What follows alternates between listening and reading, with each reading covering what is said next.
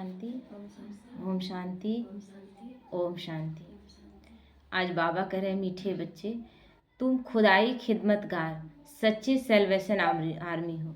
तुम्हें सबको शांति की सेल्वेशन देनी है ना। बाबा कह रहा खुदाई खिदमतगार यानी परमात्मा के हम दाहिना हाथ है उनकी खिदमत में, यानी उनके बताए हुए कर्म में, क्योंकि सारी सृष्टि को बदलने के लिए वो आए हैं, तो वो हमें निमित्त बनाते है ना।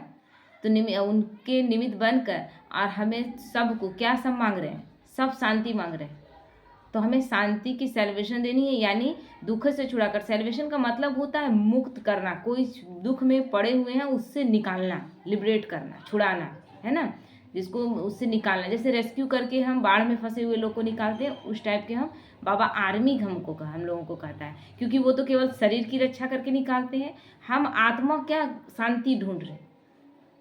तो हम सच्चे सेल्वेशन आर्मी रूहानी आर्मी है, जो शांति से मिलाते हैं लोगों को, शांति का अनुभव करवाते हैं, क्योंकि शांति कहीं और तो है नहीं, शांति तो हमारे अंदर है। प्रश्न है, तुम बच्चों से जब कोई शांति की सेल्वेशन मांगते हैं तो उन्हें क्या समझाना चाहिए? उत्तर है, उन्हें बोलो, बाप कहते हैं क्या अभी यहाँ ही तुमको शांति चाहिए? यह तो कोई शांति धाम नहीं है। कलयुग में आपको शांति चाहिए, यहाँ संपूर्ण शांति मिलेगा। शांति का अनुभव आप करेंगे, लेकिन पूरे शांति का अपेक्षा करेंगे तो वो तो शांति धाम में है, जहाँ कोई आवाज़ नहीं है ना। शांति तो शांति धाम में ही हो सकती है, जिसको मूल वतन कहा जाता है। तो आत्मा को जब शरीर नहीं है तब शांति है ना, पूर्ण रूप से शांति। लेकिन उस शांति का फीलिंग होगा क्या? जब शरीर ही नहीं तो बिना शरीर के फीलिंग कैसे करेंगे? तो सतयुग में पवित्रता और सुख शांति सब है। बाप ही आकर यह वर्षा देते हैं तुम बाप को, इसलिए तुम बाप को याद करो। ओम शांति।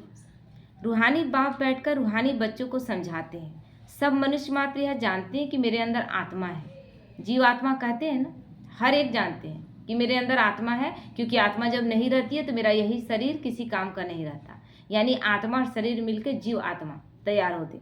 तो पहले हम आत्मा है, पीछे शरीर मिलता है। आत्मा, मान लीजिए हम यहाँ, हमको मरना है, अभी जाना है हमको, तो 5 महीने पहले मेरा गर्भ कहीं तैयार हो चुका है, और तब हम यहाँ पर वहाँ पर गर्भ तैयार हो गया, 5 महीने का हो गया, तब हम यहाँ शरीर छोड़ते हैं और फिर जाकर उस गर्भ में प्रवेश कर जाते हैं। यानी शरीर, आत्मा तो शाश्वत है, शरीर बाद में तैयार हो रहा है, आत्मा तो है ही, आत्मा तो खत्म कभी हुई नहीं।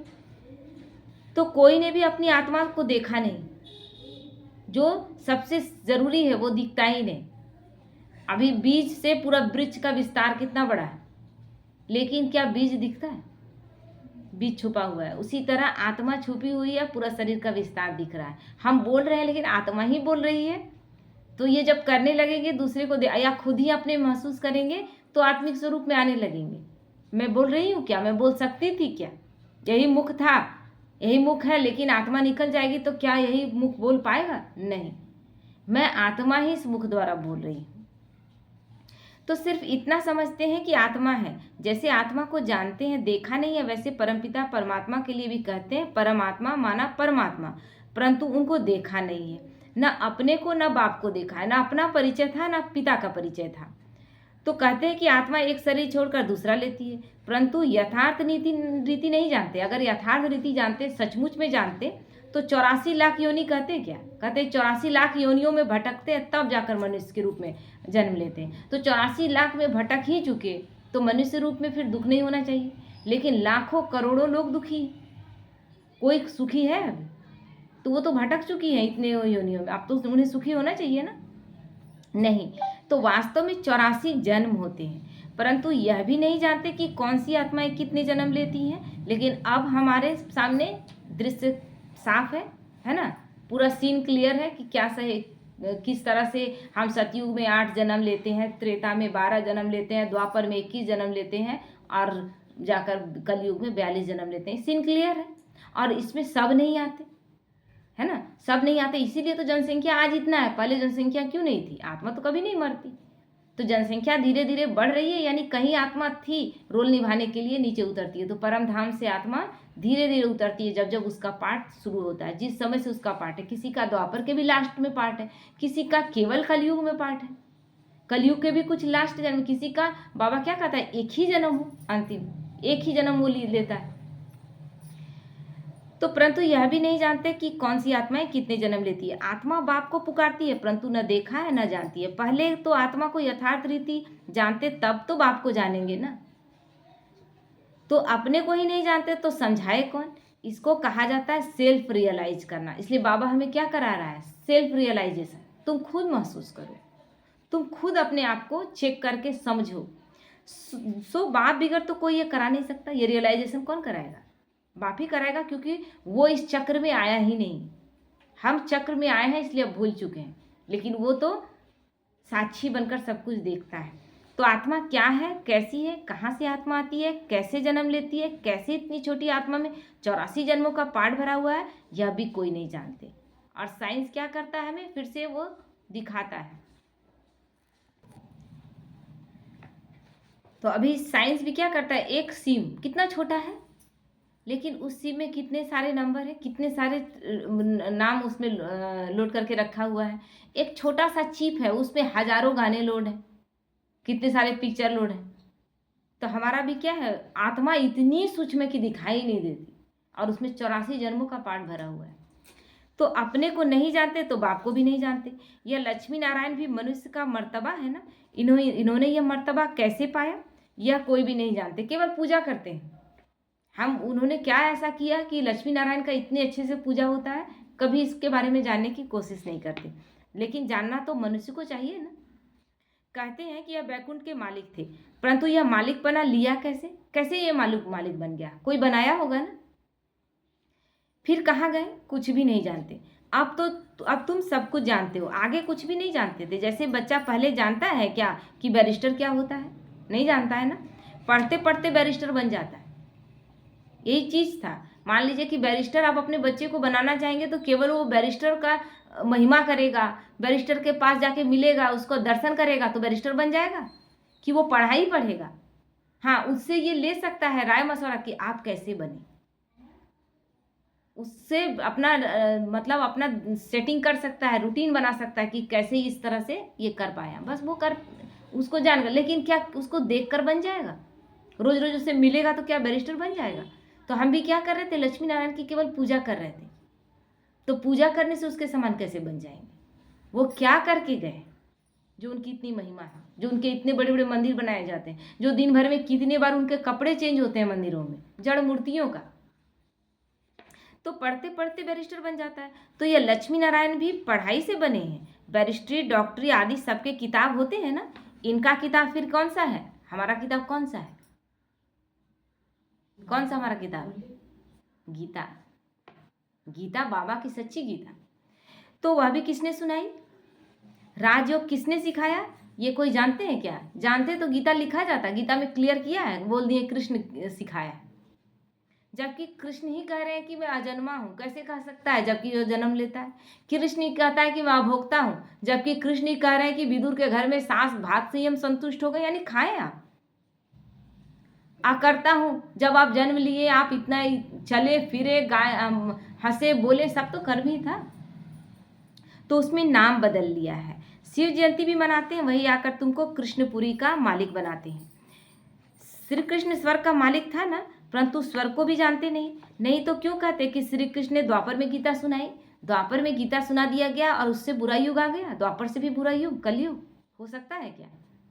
तो श्री कृष्ण को द्वापर में ले गए हैं, लक्ष्मी नारायण को सतयुग में और राम को त्रेता में। ये ठीक है। उपद्रव लक्ष्मी नारायण के राज्य में नहीं दिखाते हैं। लक्ष्मी नारायण के राज्य में ये नहीं दिखाते कि वहाँ आ गया क्या बोलते हैं उसको, राक्षस आया और हमला कर दिया। श्री कृष्ण के राज्य में कंस और राम के राज्य में रावण आदि दिखाए हैं।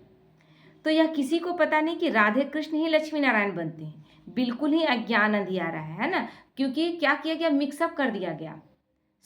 जब 4 युग है तो चारों युग का क्वालिटी अलग है, तब तो 4 युग में बटा है। लेकिन वहाँ तो इतने सारे राक्षस दिखा दिए गए कि अभी कम है, वहाँ तो ज़्यादा दिखाएंगे। अभी राक्षस आपको दिख रहा है क्या, ठीक है मनुष्य ही राक्षस रूप ले लिया, लेकिन वो क्या मनुष्य नहीं थे।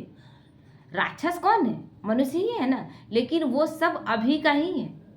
सतयुग, त्रेता, द्वापर, कलयुग, ये अंतिम में राक्षस का रूप, सब असुर का रूप ले लेता है सब। लेकिन सतयुग में ऐसी कोई बात नहीं थी।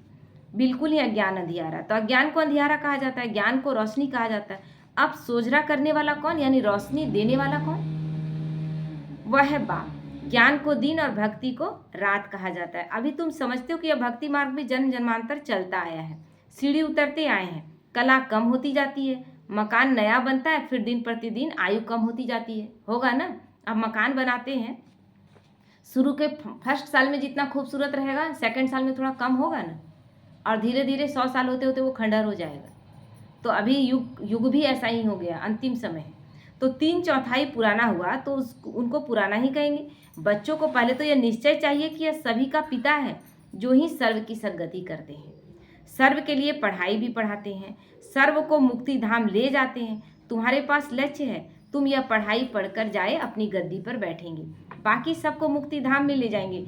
जो बाबा के बच्चे हैं वो धीरे धीरे नंबरवार त्रेता तक उतरेंगे, है ना, और त्रेता तक बाकी सारी आत्माएं जो है वो परम धाम में चुपचाप अपने सेक्शन में बैठी रहेंगी, उनका भी कोई रोल नहीं है। द्वापर के बाद भी उनका भी नंबरवार नीचे उतरना शुरू हो जाता है। तो चक्र पर जब समझाते हो तो उसमें दिखाते हो कि सतयुग में अनेक धर्म है नहीं, उस समय वह आत्माएं निराकारी दुनिया में रहती हैं।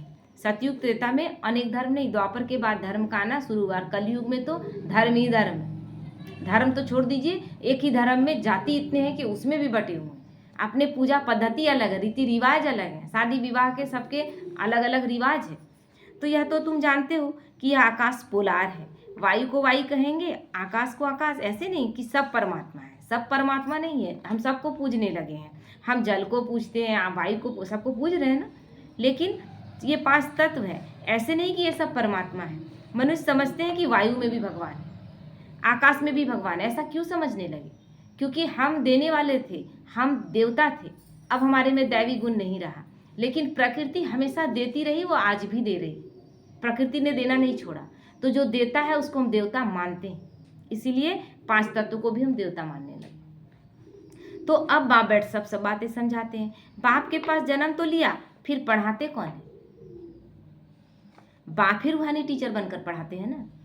तो अच्छा, पढ़कर पूरा करेंगे तो फिर साथ ले जाएंगे, फिर तुम आएंगे पाठ बजाने। क्योंकि लौकिक में एक लड़का हमसे जब विवाह करता है ना, तो सबसे पहले वो लड़की को देखता है, कैसी है, परखता है, उसका क्वालिफिकेशन पूछता है, एकदम परफेक्ट लगता है तब उससे विवाह करता है ना।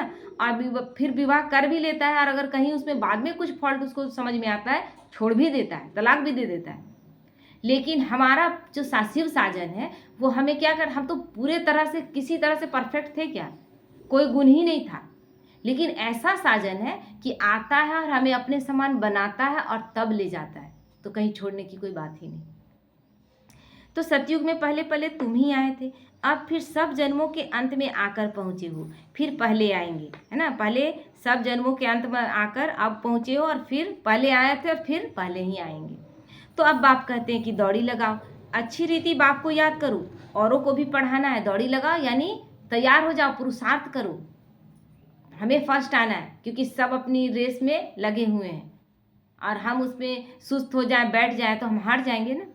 तो नहीं तो इतने सबको पढ़ाए कौन? फिर बाप का जरूर मददगार बनेंगे ना, खुदाई खिदमतगार भी। बाबा कहते हैं ना, खुदा के लिए कुछ काम है क्या? खुदा हमसे कुछ मांग रहा है क्या? हमारे लिए ही स्वर्ग की स्थापना कर रहा है। तो इस कार्य में हमें उनका सहयोगी बनना, यानी खुदा एक खिदमतगार नाम है। तो अंग्रेजी में कहते हैं सेल्वेशन आर्मी। कौन सी सेल्वेशन चाहिए? सब कहते हैं कि शांति की सेल्वेशन चाहिए, बाकी वह कोई शांति की सेल्वेशन थोड़े ही देते हैं। जो शांति की सेल्वेशन मांगते हैं उन्हें बोलो। बाप कहते हैं क्या अभी यहाँ ही तुमको शांति चाहिए? यहाँ शांति मांगना नहीं है, यहाँ अपने स्वरूप को पहचान करके दूसरों को शांति का अनुभव कराना है। लेकिन यहाँ कितनी देर तक शांति का अनुभव आप कराने सकेंगे? वो जो शांति मांग रहे हैं कि हमको पूर्ण शांति चाहिए, वो तो परमधाम में ही मिलेगा। यहाँ आप चक्र में है, यहाँ संपूर्ण शांति नहीं मिल सकता। तो यह कोई शांति धाम थोड़े ही है। शांति तो शांति धाम में ही हो सकती है, जिसको मूल वतन कहा जाता है। आत्मा को शरीर नहीं है तो शांति में। बाप ही आकर यह वर्षा देते हैं। तुम्हारे में भी समझाने की बड़ी युक्ति चाहिए। प्रदर्शनी में अगर हम खड़े होकर सबका सुने तो बहुतों की भूलें निकालें, क्योंकि समझाने वाले नंबरवार तो है ना। क्योंकि प्रदर्शनी लगाया गया, वहाँ पर बच्चों को समझाने के लिए लगा दिया गया है। लेकिन बहुत बच्चे हैं जो कुछ कुछ ऐसा बात बोलते हैं जो सही नहीं। तो बाबा क्या करता था, उस समय प्रदर्शनी लगवाता था तो अच्छे अच्छे बच्चों को देखने के लिए, गाइड करने के लिए रखता था। है ना, कि कौन गलती तो नहीं कर रहा है, किसी से मिस्टेक तो नहीं हो रहा है, समझाने में ठीक समझाया जा रहा है ना, कि फिर पॉइंट को पकड़ता था कि कहाँ गलत समझाया गया, फिर उसको बाद में समझाया जाता था कि ऐसे नहीं ऐसे समझाना है। नहीं तो फिर क्या होगा कि अगर किसी को आप गलत समझा दिए तो वो गलत लेकर ही जाएगा ना। तो सब एक रस होते तो ब्राह्मणी ऐसे क्यों लिखती कि फलाने आकर भाषण करें। बाबा क्लियर करता है कि अगर सब एक समान होते तो ब्राह्मणी कोई एक ही पार्टिकुलर किसी को, ब्राह्मणी यानी मेन जो है निमित्त है, वो किसी को हायर क्यों करती कि हाँ हम नहीं होंगे तो आप करेंगे, है ना, प्रदर्शनी में आप जाकर समझाएंगे, चाहे ये सेवा जाके आपको करना है। तो जिसको जिसको वो जहाँ लगा रही है तो क्यों लगा रही है, स्थिति को देखते हुए ना। अरे तुम भी ब्राह्मण हो ना, बाबा फलाने हमारे से होशियार है। अरे तुम भी ब्राह्मण हो ना, बाबा फलाने हमारे से होशियार है, इसलिए भेजा गया। होशियारी से ही मनुष्य दर जा पाते हैं ना, तो इसलिए हमें होशियार बनना है ताकि हमसे बाबा सेवा ले। तो नंबरवार तो है ना, जब इम्तिहान की रिजल्ट निकलेगी तो फिर तुमको आप ही साक्षात्कार होगा, फिर समझेंगे कि हम तो श्रीमत पर नहीं चलते, क्योंकि बाबा किसी अपना दोस्त तो लेगा ही नहीं, आपको दिखाई देगा हर एक जगह कि कहाँ मेरा पुरुषार्थ ढीला था, कहाँ मेरे से गलती हुआ था। तो बाप कहते हैं कोई भी विकर्म मत करो, देहधारी से लागत नहीं रखो, यानी लगाव नहीं रखो। यह तो 5 तत्वों का बना हुआ शरीर है ना। हम कहें कि एक पेड़ से आप प्रेम करेंगे क्या? आपको हम बोलेंगे ठीक है वायु देवता को आप पूजा करते हैं देवता समझकर, क्या हवा से प्यार करेंगे क्या? किसी चीज से पार्टिकुलर कोई अथी है, जल से इतना प्यार करेंगे कि उसके बिना आपको दिखाई न दे, ऐसा कर सकते हैं क्या? इन 5 तत्वों से यह धरती है, सारी चीज हमें दे रही है, लेकिन सब 5 तत्व, ये जो 5 तत्व हैं ये जड़ है ना, ये इसको हमको, इससे हमको नहीं लगा रखना है। चेतना जो है हमारा चैतन्य, उसको उस चेतना से, परम चेतना से इस कनेक्शन जोड़ना है। तो हम फिर देहधारी से क्यों, वही 5 तत्व से तो शरीर बना हुआ है, आत्मा उसमें प्रवेश करके क्यों केवल रोल निभा रही है, तो उस आत्मा से हमें कनेक्शन रखना है, ना कि उस शरीर से। तो यह तो 5 तत्वों का बना हुआ शरीर है, 5 तत्वों की थोड़ी ही पूजा करनी है, वह याद करना है, भली आंखों से देखो परंतु याद बाप को करना है। ठीक है, लक्ष्मी नारायण बड़े सुंदर, उनको देखना है, उनके समान बनने की कोशिश करनी है, लेकिन उनकी पूजा करने की क्या जरूरत, उन्हें याद करने की क्या जरूरत? याद किस लिए करना है कि हमें आपके समान बनना है। आत्मा को अब ज्ञान मिला है, अब हमको घर जाना है, फिर वैकुंठ में आएंगे। आत्मा को समझ सकते हैं, देख नहीं सकते। तो आत्मा को समझ सकते हैं, देख नहीं सकते, वैसे यह भी समझ सकते हैं। हाँ, दिव्य दृष्टि से अपना घर व स्वर्ग देख सकते हैं। बाप कहते हैं बच्चे मन मना भव मध्याजी भव, माना बाप को और विष्णुपुरी को याद करो। तुम्हारी एम ऑब्जेक्ट ही है, हम सबका लक्ष्य क्या है? उस विष्णुपुरी में जाना, लक्ष्मी नारायण जैसा पुरुषार्थ करके बनना। तो बच्चे जानते हैं कि हमको अभी स्वर्ग में जाना है, बाकी सबको मुक्ति में जाना है। सब तो सतयुग में आ नहीं सकते, तुम्हारा है डिटिज्म, यानी देवी देवताओं का राज्य। तो यह हो गया मनुष्य का धर्म। मूल वतन में तो मनुष्य नहीं है ना, वहाँ तो आत्मा सब बैठी हुई है। तो यहाँ है मनुष्य सृष्टि, मनुष्य तमो प्रधान और फिर सतो प्रधान बनते हैं। आत्मा संपूर्ण पावन है जब परम धाम में, जब नीचे उतरती है तो अपने रोल को जिस तरह से निभाती है उस तरह से उसका पतित से पावन से पतित और पतित से पावन बनती है। ये चक्र चलता रहता है। तो तुम पहले शूद्र वर्ण में थे, अभी ब्राह्मण वर्ण में हो। यह वर्ण सिर्फ भारतवासियों के है, और कहीं सुने दूसरे देशों में ये वर्ण व्यवस्था नहीं। तो और कोई भी धर्म को ऐसे नहीं कहेंगे ब्राह्मण वंशी सूर्यवंशी। इस समय सब शूद्र वर्ण के हैं, जड़जड़ीभूत अवस्था को पाए हुए हैं। तुम पुराने बने तो सारा झाड़ जड़जड़ीभूत तमो प्रधान बना है, फिर सारा झाड़ थोड़े ही सतो प्रधान बन जाएगा? सब नहीं बनेगा, जो थोड़े से हैं वही बनेंगे, जो 33 करोड़ में है वही बनेंगे। सतो प्रधान नए झाड़ में तो सिर्फ देवी देवता धर्म वाले ही हैं। फिर तुम सूर्यवंशी से चंद्रवंशी बन जाते हो, पुनर्जन्म लेते हो ना, फिर वैश्य सूर्यवंशी, इस तरह से नीचे गिरते जाते हैं। मतलब ये चक्र चलता रहता है। सतयुग से स्टार्ट होता है, कलयुग, फिर संगम आता है, फिर स्टार्टिंग शुरू हो जाता है ना। जैसे युग जा रहा है और फिर से नया युग आ रहा है, उसी तरह हमारा वर्ण चेंज हो रहा है। तो जैसे ही हम संगम में आते हैं, हम सब बच्चे ब्राह्मण बन जाते हैं। शूद्र ही थे, सभी शूद्र थे, लेकिन कुछ बच्चे जो बाबा के 33 करोड़ बच्चे हैं वो ब्राह्मण बनते हैं। तो हमको पढ़ाने वाला ज्ञान का सागर है, वही पतित पावन सर्व का सद्गति दाता है। बाप कहते हैं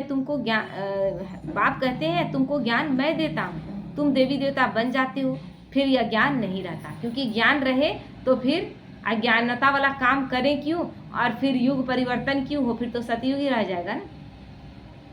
ज्ञान दिया जाता है अज्ञानियों को। सभी मनुष्य अज्ञान अंधियारे में है, तुम हो सोझरे में, हम सब रोशनी में हैं। क्योंकि अब हम रोशनी में हैं, पहले हम भी तो अंधेरे में थे। तो इनके 84 जन्मों की कहानी तुम जानते हो, तुम बच्चों को सारा ज्ञान है। मनुष्य तो कहते हैं कि भगवान ने ये सृष्टि रची ही क्यों, ये क्यों, कौन लोग कहते हैं जो मोक्ष मांग रहे हैं। कौन मोक्ष मांग रहे हैं? जो बहुत समय तक परम धाम में बैठे रहे ना, बहुत दिन तक शांति धाम में बैठे रहे, वही लोग अंदर में छटपटाते हैं और बोलते हैं मोक्ष चाहिए। तो मोक्ष मांगने के कारण से वही लोग परम धाम में, उन मोक्ष तो मिल नहीं सकता। आत्म मोक्ष का मतलब ही है कि समाप्त हो जाना, तो आत्मा तो समाप्त होती ही नहीं। तो उन लोगों को बहुत टाइम के लिए परम धाम में बैठा दिया जाता है। तो क्या मोक्ष नहीं मिल सकता? वो लोग बोलते हैं अरे यह तो बना बनाया खेल है, ये खेल है, सेक्शन में सीमित आत्माएं बैठी हुई हैं, जितनी है उतनी थी, है और रहेंगी। तो फिर कैसे आप सोचते हैं कि मोक्ष मिल जाएगा? मोक्ष का कॉन्सेप्ट ही नहीं। तो अनादि ड्रामा है ना। तुम जानते हो कि आत्मा एक शरीर छोड़ जाकर दूसरा लेती है, इसमें चिंता करने की दरकार ही क्या? आत्मा ने जाकर अपना दूसरा पार्ट बजाया, रोए तब जब चीज वापस मिलनी हो, है ना। छोटा बच्चा रोता मेरा खिलौना कोई ले लिया, अब उसको देंगे तो वो चुप हो जाएगा। लेकिन यहाँ ऐसा बाप कर सकता है क्या? है तो पिता, लेकिन ये देने की चीज़ है कि वापस दे दी जाए? नहीं। तो फिर बाबा कहता है फिर रोते क्यों जब मिलनी ही नहीं है? जब अंदर से जानते हैं कि ये चीज़ गई फिर हमको नहीं मिलेगी, तो जब खेल समझेंगे तो हमको तकलीफ नहीं होगा, लेकिन जब रियल समझते हैं तो तकलीफ होता है। तो वापस तो आती नहीं, फिर रोने से क्या फ़ायदा? अभी तुम सबको मोहजीत बनना है, कब्रिस्तान से मोह क्या रखना है। यहाँ तो कब्रिस्तान, यहाँ कृष्ण क्या बोले थे? कर्ण का जब एक कहानी था, है तो कहानी लेकिन समझने की बात है। कर्ण बोला कि हमको ऐसी जगह अंतिम संस्कार मेरा किया जाए जहाँ पहले कोई अंतिम संस्कार ना हुआ। तो ऐसा हो सकता था? सारी पृथ्वी में ऐसा कोई जगह नहीं जहाँ पर अंतिम 4 युग में इतने हम जगह रह चुके हैं, इतने पूरी सारी सृष्टि में ऐसा कोई जगह नहीं। तो कहाँ किया जाए? तो कृष्ण अपनी जंघा में उनका अंतिम संस्कार करते हैं। कहने का मतलब सारी दुनिया कब्रिस्तान है। आज हम यहाँ पर हैं, यहाँ हम घर बना के हैं, हो सकता है कि पहले यहाँ पर कब्रिस्तान रहा हो। तो इसमें तो दुख ही दुख है। आज बच्चा है, कल बच्चा भी ऐसा बन जाता जो बाप की पाग उतारने में भी देरी ना करे। किससे मुँह रखेंगे आप, है ना। यानी बाप की पगड़ी उछालने में भी ज़्यादा देर नहीं लगता। बच्चे को आप पाल पोस कर बड़ा करते हैं, पढ़ा लिखा कर लायक बनाते हैं, और वही बच्चा आपको क्या करता है? सारे समाज में नंगा कर देता है। तो इसलिए बाबा कहता है, बाबा समझा रहा है कि बच्चे फिर क्यों मोह में फंसते हो? बाप से भी लड़ पड़ते हैं। इसको कहा ही जाता है निधन की दुनिया, क्योंकि उसको नहीं पहचान रहे हैं ना। ये तो लौकिक में हम सोच रहे हैं कि मेरा पिता है, माता पिता सब परिवार है, हम लावारिस नहीं है। लेकिन लावारिस है क्योंकि असली पिता की पहचान ही नहीं है, तो इसलिए लड़ रहे हैं। कोई धनी धोनी है नहीं जो शिक्षा दे। अब शिक्षा कौन देगा? माँ बाप बोलेगा कि अपने बच्चे को अच्छे संस्कार दीजिए। माँ बाप के पास अच्छे संस्कार हैं कि वो देंगे? कलयुग में तो सबके संस्कार बिगड़े हुए हैं, तो वो कहाँ से देंगे अच्छे संस्कार? तो बाप जब ऐसी हालत देखते हैं तो फिर धन का बनाने आते हैं। बाप ही आकर सबको धन का बनाते हैं, यानी संस्कारी बनाते हैं कि मैं तुम्हारा पिता हूँ और तुम मेरे बच्चे हो। अब हमारा मालिक है, गार्जियन है। और उसके बाद जैसे घर में भी कोई एक मालिक बनता है, कोई मुखिया रहता है, तो वो जैसा बोलता है उसके रूल को पालन करना पड़ता है। हर तरह से नहीं करते, लेकिन डर से करते भी हैं। लेकिन यहाँ तो गार्जियन आया हुआ है और जो श्रीमत दे रहा है उस श्रीमत को हमको पालन करना है। फिर वो जिम्मेवार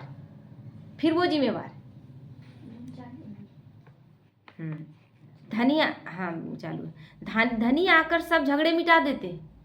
सतयुग में कोई झगड़ा होता नहीं, सारी दुनिया के झगड़े मिटा देते, फिर जय जयकार हो जाए। 2 बच्चा खूब लड़ रहा है, लेकिन छोटा बच्चा है, लड़ रहा है आपस में, लेकिन माता पिता में से कोई आ जाएगा, गार्जियन आ जाएगा, तो तुरंत झगड़ा निपटा देगा ना। तो यहाँ भी भगवान जैसे ही आते हैं हमारा झगड़ा निपटा देते हैं। तो यहाँ मेजोरिटी माताओं की है, दासी भी इनको समझते हैं, है ना। हम लोगों को यही नहीं समझते थे। हथियाला बांधते समय कहते हैं कि तुम्हारा पति ही ईश्वर गुरु आदि सब कुछ है। पहले मिस्टर फिर मिसेज, अब बाप आकर माताओं को आगे रखते हैं। हमारी स्थिति कैसी थी? पति जो कहे, जैसा कहे, वो अच्छा कहे कि बुरा कहे नहीं, वो जो कह दिया वही सही है, ये मानकर चलना है। ऐसी स्थिति बनाई गई थी। तो अब बाप आकर माताओं को आगे रखते हैं। तुम्हारे ऊपर कोई जीत पा न सके, माताओं के आगे कोई जीत पा न सके। और कहते हैं कि बाबा 2-3 दिन की पहले वरदान में दिया था ना कि 3-4 माताएं एक साथ नहीं रह सकती, लड़ाई किसी न किसी विधि से हो ही जाएगा। लेकिन यहाँ पर माताओं के द्वारा इतना बड़ा यज्ञ चल रहा है, कहाँ लड़ाई हुआ? चाहे प्रकाश मणि दादी हो, गुलजार दादी हो या जानकी दादी, और इतनी दादियाँ, कभी किसी के बारे में नहीं सुना गया कि इनका आपस में लड़ाई हुआ। तो तुमको बाप सब कायदे सिखला रहे हैं, क्योंकि भगवान ने कायदा सिखा दिया। मोहजीत राजा की एक कथा है, वह सब बनी बनाई हुई कहानियाँ हैं, ये बनाई हुई कहानियाँ हैं, लेकिन इन कहानियों जैसा ही हमें सच में मोहजीत बनना है। सतयुग में तो अकाले मृत्यु होती नहीं, समय पर एक शरीर छोड़कर दूसरा ले लेते हैं, तो वहाँ मोह का वहाँ तो कॉन्सेप्ट ही नहीं, वहाँ है ही नहीं, मोह शब्द है ही नहीं, क्योंकि वहाँ पर तो समय पर शरीर छोड़ेंगे तो वहाँ रोने का तो बात ही नहीं। सतयुग यानी केवल हंसने का, मतलब खुशी से रहने का जगह है। तो साक्षात्कार होता है, अब यह शरीर बूढ़ा हुआ है, फिर नया लेना है, तो वहाँ किस बात के लिए रोएंगे?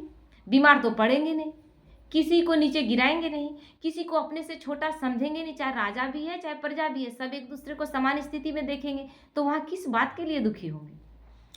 छोटा बच्चा जाकर बनना है, खुशी से शरीर छोड़ते हैं। यहाँ तो भले कितने भी बूढ़े होंगे, रोगी होंगे, और समझेंगे भी कि कहाँ यह शरीर छूट जाए तो अच्छा है, फिर भी मरने के समय रोएंगे जरूर। मरना नहीं चाहेंगे। कोई मरना चाहता है?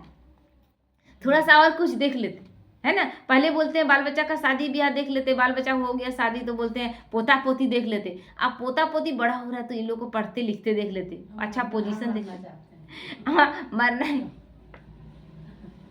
बोलते हैं मरना चाहते हैं, हम मरना चाहते हैं। नहीं चाहते हैं आप मरना, नहीं चाहते। बाप कहते हैं अभी तुम ऐसी जगह चलते हो जहाँ रोने का नाम नहीं, वहाँ तो खुशी ही खुशी रहती है। कभी कभी जब बाबा कहता है ना कि जब आप किसी को ज्ञान दे रहे होते हो तो आपका ज्ञान बढ़ता है, क्योंकि अंदर से अपने कुछ न कुछ पॉइंट निकलता है। कोई मरना चाहता है, मरना मर तो गए आप कह रहे हैं कि हम मरना चाह रहे हैं, आप मरेंगे क्या? आप मरे ही नहीं, आप अधमरे हैं, और अभी भी आप मरना नहीं चाह रहे, वो आप झूठ बोल रहे हैं। जिस दिन हम बाप के बने उस दिन से तो मर गए हम, उस जन्म से। अब उसी जन्म की बात याद करके आप कह रहे हैं आप अधमरे हैं, या तो पूरा मरिए या फिर नहीं मरिए, है ना। तो अच्छा है कि फिर भी मरने का समय रोएंगे, फिर भी कहेंगे कि शरीर छूट जाता तो ठीक है, लेकिन फिर भी मरने के समय रोएंगे। क्यों रोएंगे? क्योंकि कुछ ना कुछ कहीं ना कहीं अभी भी बाकी है। लेकिन बाप हमें संतुष्ट कर देता है, आता है और संतुष्ट कर देता है। तुम्हें बच्चे कुछ नहीं चाहिए। क्यों? क्योंकि जिसे भगवान मिल गया है उसे फिर और क्या चाहिए। लेकिन जिसे अभी नहीं मिला है वो अभी रोज मर रहे हैं, जी रहे हैं, मर रहे हैं, जी रहे, अधमरे। बाप कहते हैं अभी तुम ऐसी जगह चलते हो जहाँ रोने का नाम नहीं, वहाँ तो केवल खुशी रहती है। तुमको कितनी अपार बेहद की खुशी रहनी चाहिए। अरे हम विश्व के मालिक बनते हैं। भारत सारे विश्व का मालिक था, अभी टुकड़ा टुकड़ा हो गया है। तुम ही पूज्य देवता थे, फिर पुजारी बनते हो। भगवान थोड़े ही आप ही पूज्य और आप ही पुजारी बनते हैं, भगवान बनते हैं क्या पूज्य और पुजारी? तो अगर वह भी पुजारी बने तो फिर पूज्य कौन बना? वो पूज्य सदा है, तब तो हमको पूज्य बना रहे हैं। तो ड्रामा में बाप का पाठ ही अलग है। ज्ञान का सागर एक है, उस एक की ही महिमा है। जबकि ज्ञान का सागर है तो कब आकर ज्ञान देवे जो सदगति हो। जरूर यहाँ आना पड़े। पहले तो बुद्धि में यह बिठाओ कि हमको पढ़ाने वाला कौन है, कौन हमें पढ़ा रहा है। जब ये रियलाइज हो कि हमें भगवान पढ़ा रहा है तो हर एक बात पर कॉन्सेंट्रेट करके सुनना है कि वो कह क्या रहा है। बार बार कह रहा है मोह जीत बनो। मोह के वश हम कहते हैं कि हम डिस्टर्ब हैं, मोह के वश कहते हैं कि हमको जीवन अच्छा नहीं लगता।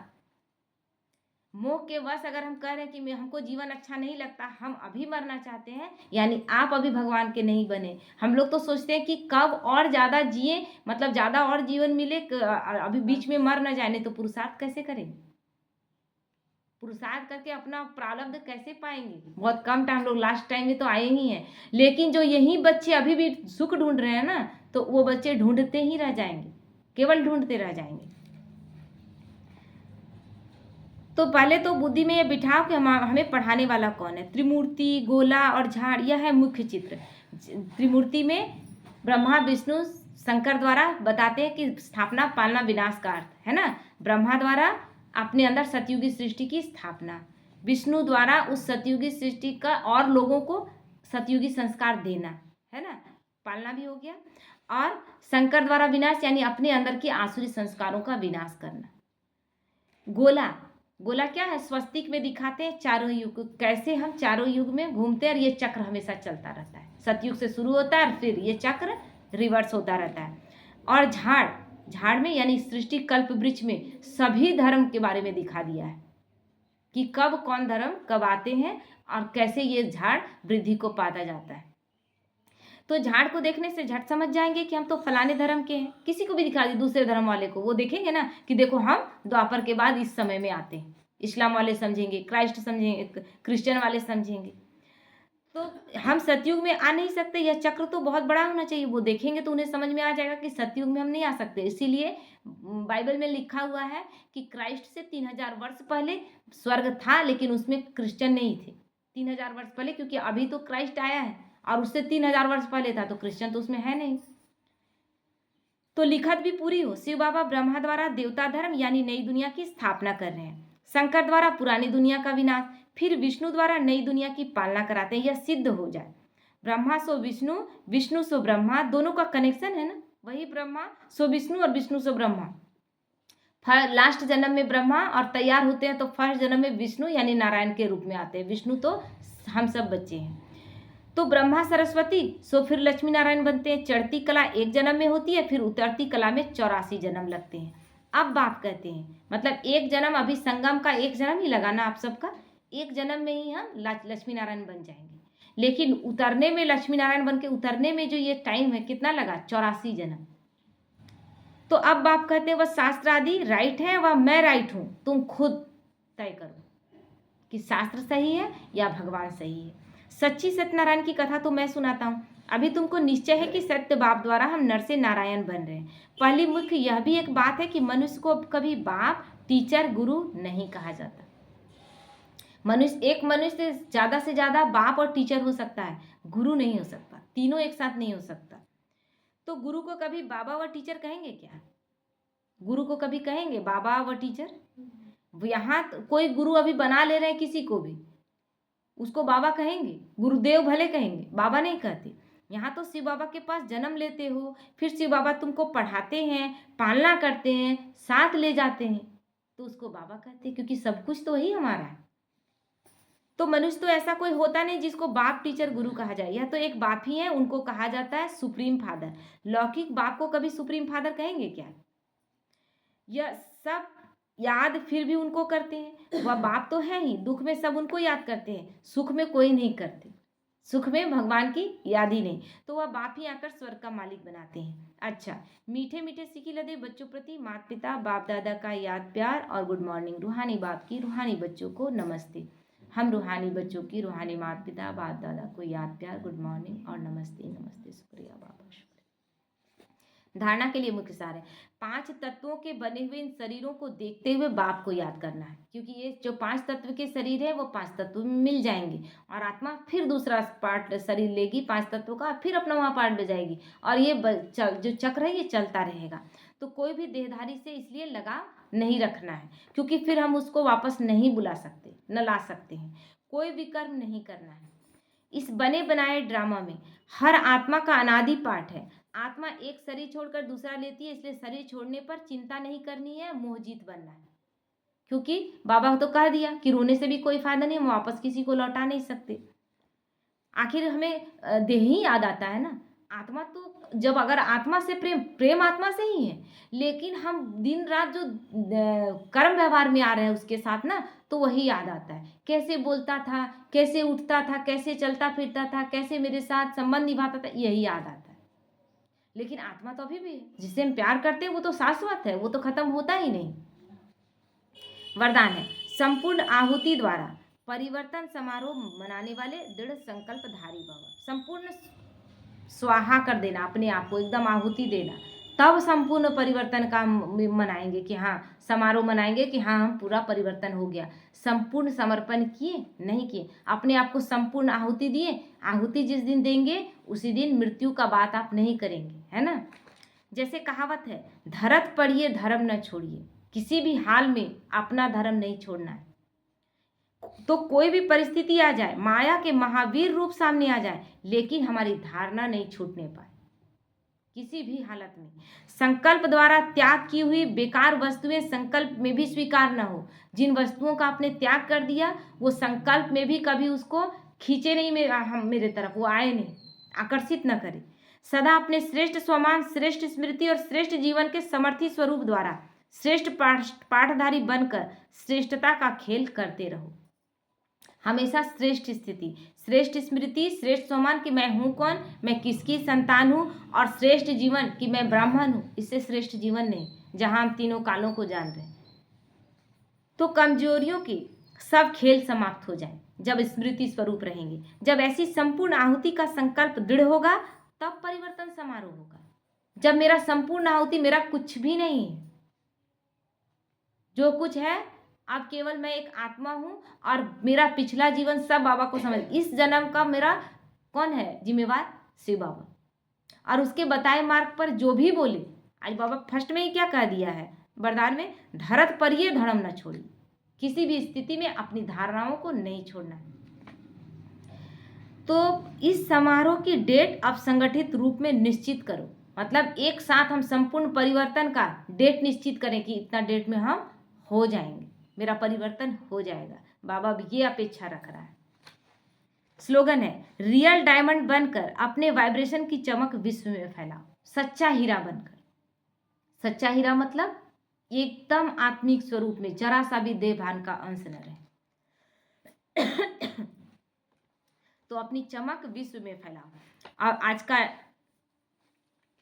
अव्यक्त इशारा है, साधारण सेवाएं करना ये कोई बड़ी बात नहीं है, लेकिन बिगड़ी को बनाना ये बहुत बड़ी बात है। किसी की बिगड़ी को बना देना, कहीं पर बात बिगड़ी हुए वहां पर आप बना दे, अनेकता में एकता लाना ये बड़ी बात है। अनेक भाषा, अनेक धर्म हम लोग का भी फैला हुआ है पूरे। यहाँ ब्राह्मणों में अनेक संस्कार, अनेक विचार, अनेक मत, लेकिन यहाँ पर एक श्री बाबा का श्रीमत से हमें सबको क्या करना है, सबके संस्कारों के साथ हमें एडजस्ट करना है।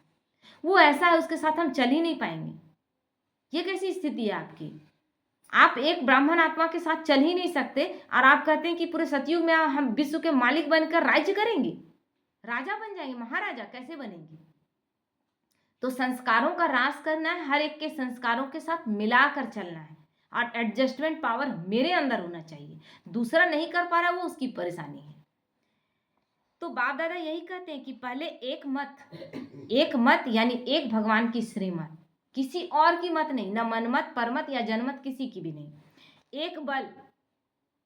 एक बल मेरा शिव बाबा, एक आत्मा का अपना आत्मबल और एक शिव बाबा मेरे साथ, एक भरोसा शिव बाबा और एकता, सब में एकता हो। ये नहीं कि इसकी बात हम उधर कर रहे हैं उसकी बात हम उधर कर रहे हैं, ये एकता है क्या। इसीलिए बाबा कहता है एकता, तब जाकर साथियों में, सेवा में, वायुमंडल में हो तब सफलता प्राप्त हो। किस किस चीज में, साथियों में एकता। एकता का मतलब जो भी बात हो सामने हो, नहीं हो तो नहीं। सेवा में, कोई भी सेवा में किसी तरह का ये नहीं कि वो ऐसे करता है वो वैसे करता है, उसको सेवा करना नहीं आता है। जो भी बात हो संगठित रूप से एक दूसरे के साथ रूटीन बनाकर चले, कैसे क्या करना है उसका एक बना ले, प्लान बना ले कि कैसे चलना है तब। और वायुमंडल बिल्कुल परफेक्ट। अब मान लीजिए कि परचिंतन कर रहे हैं, ब्राह्मण आत्मा ही है, थोड़ा सा साइड में ले जाकर बोले अरे वो आत्मा ऐसे कर रही है, ये कौन सा वायुमंडल तैयार हो रहा है, उससे सफलता मिलेगी। बाबा आज क्लियर करता है नहीं, वायुमंडल भी बनाकर चलना है, यानी गलत वाइब्रेशन किसी के बारे में भी नहीं फैलाना, तब जाकर सफलता मिलेगी। ठीक है, ओम शांति।